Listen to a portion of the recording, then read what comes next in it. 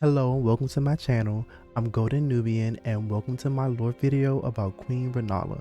We'll be discussing her story and theory crafting to get a better understanding of our Lunar Queen. So feel free to like, comment, and subscribe, and let me know if you have any questions, and I hope you all enjoy. Let's start by answering the question, who is Rennala? Rennala is the head of the Carian royal family, the leader of the Academy of Raya Lucaria, the Full Moon Witch, and the Lunar Queen. Queen Rennala is a powerful sorceress. She started off as an astrologer. When we look at the Stargazer heirloom, it reads, a talisman engraved with the legend of a queen. The young astrologer gazed at the night sky as she walked. She had always chased the stars every step of her journey. Then she met the full moon, and in time the astrologer became a queen. The remembrance of the full moon queen reads, remembrance of Rennala, queen of the full moon, hewn into the Erd tree. In her youth, Rennala was a prominent champion who charmed the academy with her lunar magic, becoming its master. She also led the Glintstone Knights and established the House of Caria as royalty. From these two items, we learn that Rennala is a prodigy and destined for greatness at an early age. Her command and control over glintstone sorcery and her discovery of lunar magic prompted the academy to place her in a high position of leadership in the academy. She then established the House of Caria with her as its queen. Queen Marika the Eternal established a new age of the Erd Tree and sent her champion Radagon to fight Liurnia and lead a golden army against it. Queen Rennala and Radagon were locked in battle. Queen Rennala created her order of Carian knights to defend Liurnia. These enchanted knights were anointed by the Lunar Queen. They were all heroes of the highest honor. The Carian Knight Sword says, weapon of knights sworn to Carian royalty. These knights' sword could serve as catalysts, letting them wield sorcerous battle skills. Despite numbering fewer than 20, this power made them more than a match for even the champions of gold in battle. Radagon fought 2 wars against Queen Rennala, but unfortunately there was no clear winner. Interestingly, we the Tarnished actually learned from Muriel Pastoral Vows the fate of Queen Rennala and Radagon after the fighting. The shattering has caused us, all of us, to lose sight of something very dear. It is here, at the Church of Vows, that the great houses of the Erd Tree and the Moon were joined by the matrimonial bond between red-haired Radagon and Rennala of the Full Moon.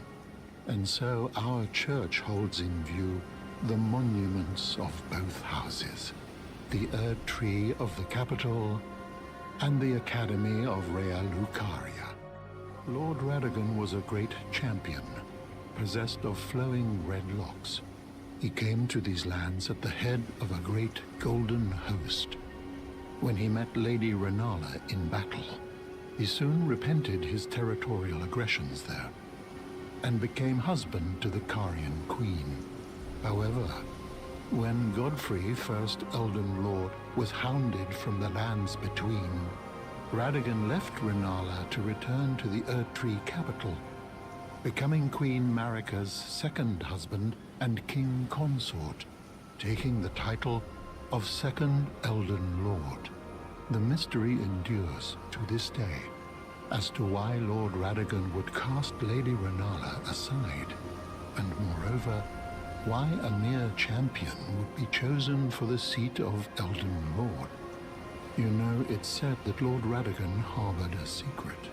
A famed sculptor of the Erd Tree capital was once summoned to render Lord Radagon's likeness in giant stature when he glimpsed the skeleton in Radagon's closet. And as such, it's said that the great statue harbors his secret too. You wish to know more of Lady Rennala?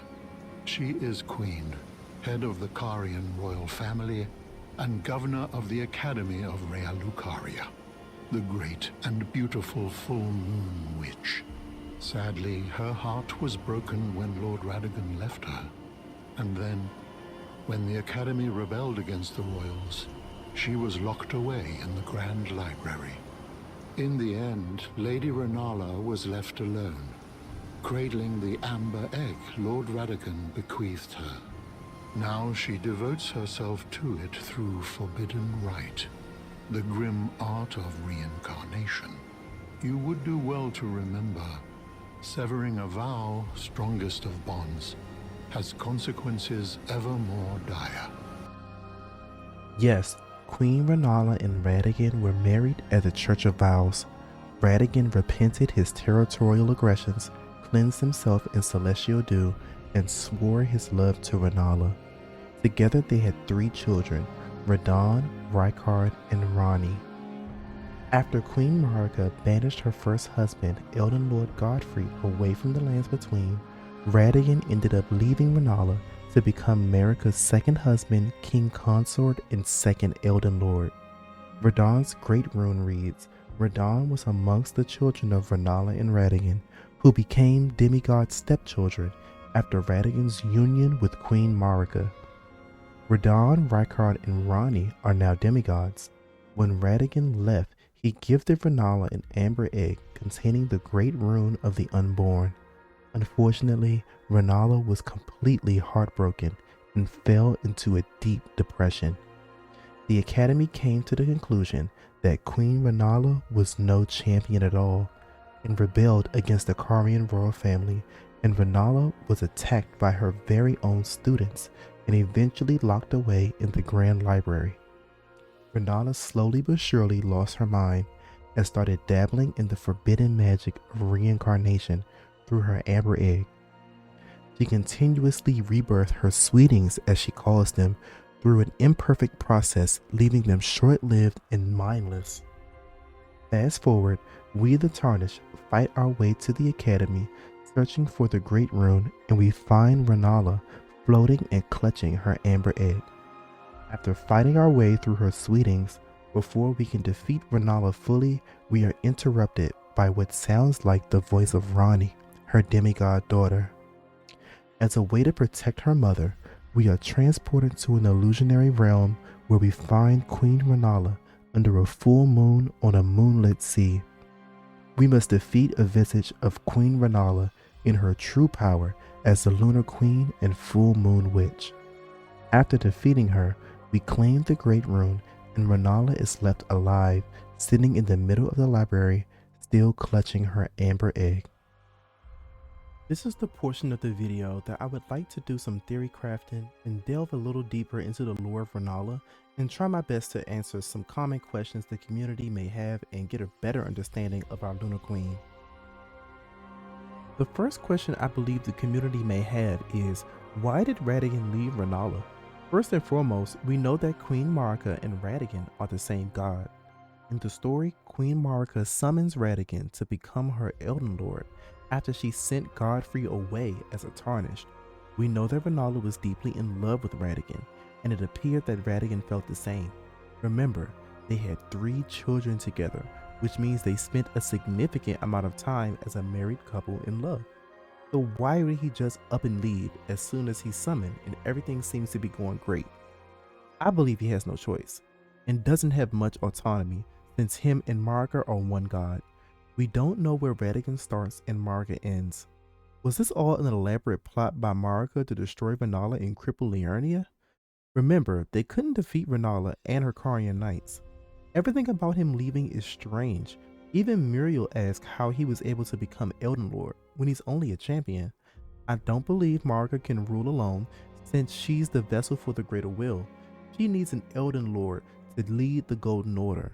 Another thing that baffles me is the fact that he left Rennala with gifts, the Amber Egg with a literal great rune inside of it and his loyal wolf to protect her. Why would he gift her if he's just going to abandon her? I believe it's because he doesn't want to. These acts, in my opinion, show that even though Marika and Radagon are one, they each still have their own consciousness. The next question I believe people may have is, who or what is Rennala trying to reincarnate through the Amber Egg? The 100% true answer to this question based off of direct information in the game is we don't know. Literally, we have no clue, and it's not directly stated.